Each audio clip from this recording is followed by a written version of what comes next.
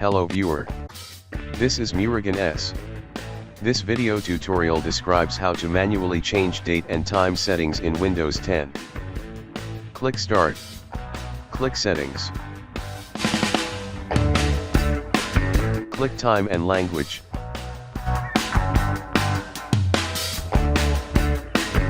Turn off Set Time automatically.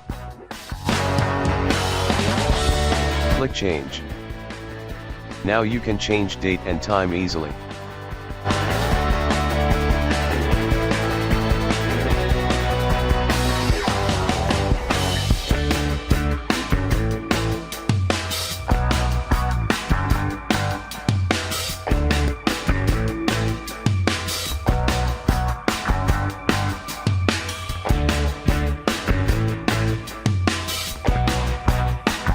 Thanks for watching.